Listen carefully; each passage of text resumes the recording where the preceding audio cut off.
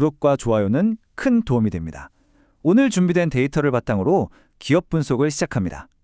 시장을 아주 뜨겁게 달궜던 기업이죠. 바로 팜스코어입니다. 이 기업의 급등 뒤에 숨어있는 비밀, 한번 자세히 들여다보겠습니다. 최근 팜스코어의 상황을 보면요. 딱 이 한 문장이 떠오릅니다. 마치 울퉁불퉁한 비포장도로를 힘겹게 빠져나와서 뻥 뚫린 고속도로에 진입하자마자 부스터를 켠 레이싱카 같았거든요. 그야말로 폭발적인 움직임이었죠. 그리고 이 숫자가 바로 그 폭발적인 움직임의 결과입니다. 보세요. 단 하루 만에 2026년 2월 4일이었죠.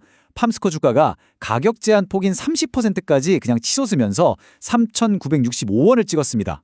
도대체 무슨 일이 있었길래 이런 갑작스러운 질주가 가능했을까요? 네, 이번 급등은요, 절대 그냥 우연이 아니었습니다. 시장의 큰 흐름과 어떤 결정적인 사건 하나가 딱 맞아떨어지면서 만들어낸 어떻게 보면 잘 짜인 각본 같은 결과였어요. 지금부터 그 구조를 하나하나 뜯어보겠습니다. 팜스코가 가진 힘의 첫 번째 비밀은 바로 이 수직 계열화 구조에 있습니다. 하림그룹의 핵심 계열사로서 사료 만드는 것부터 돼지를 키우고 고기를 가공해서 파는 것까지 모든 과정을 직접 다 한다는 거죠.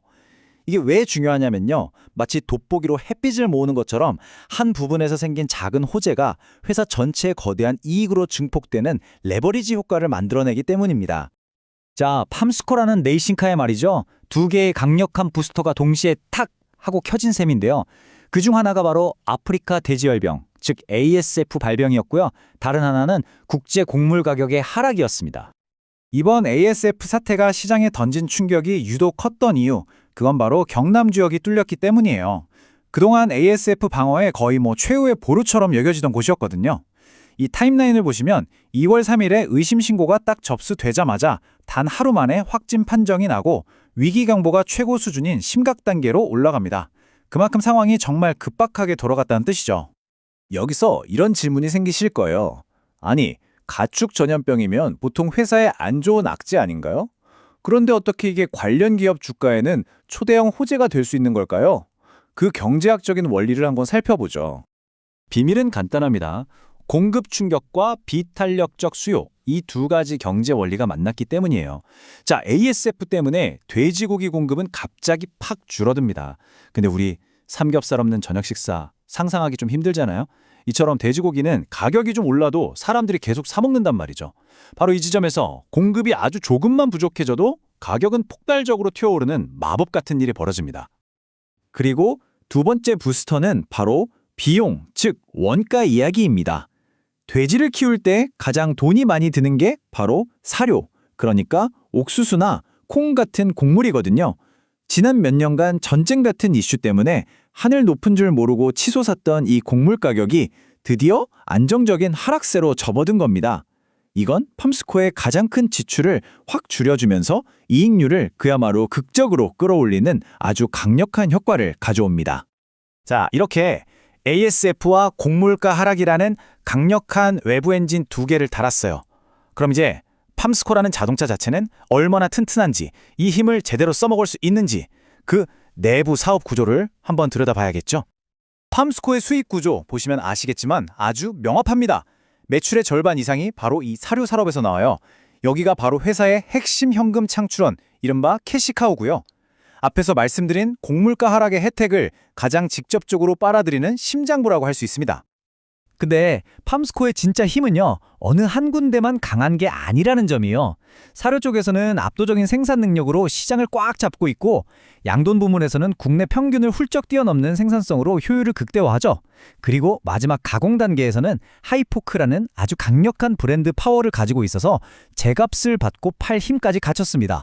가치사슬의 모든 단계가 단단하게 맞물려 있는 그야말로 철옹성 같은 구조입니다. 자, 이제 가장 중요한 시간입니다. 숫자를 봐야죠.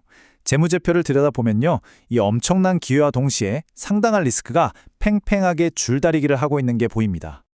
다른 숫자들도 중요하지만요, 우리가 딱 하나만 꼽아서 주목해야 할 건 바로 이겁니다.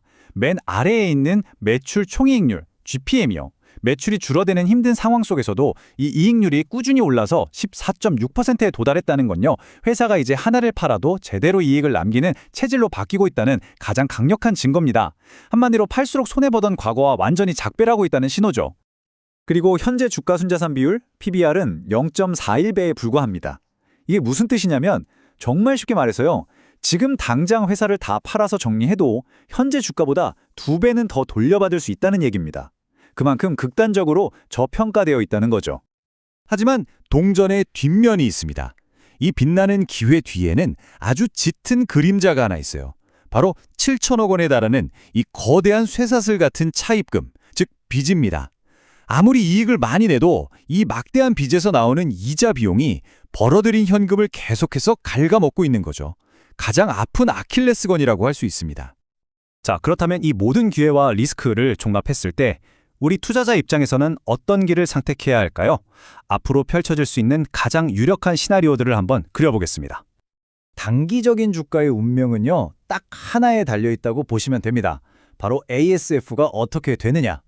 만약에 이게 전국으로 번지는 최상의 시나리오가 펼쳐진다면 주가는 정말 로켓처럼 저 6,000원대를 향해 날아갈 수도 있어요.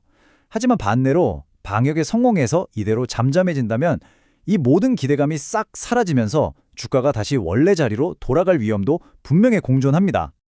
그러니까요, 내가 어떤 스타일의 투자자인지에 따라 접근법이 완전히 달라져야 합니다. 단기적인 흐름을 노린다면 ASF 관련 뉴스에 귀를 쫑긋 세우고 민감하게 반응해야 하고요. 장기적인 가치를 보고 투자하신다면 낮은 곡물가로 인한 근본적인 체력 개선과 이 극단적인 저평가 상태에 주목해야 합니다. 다만 빚이 많다는 리스크는 항상 머릿속에 넣어두셔야 합니다.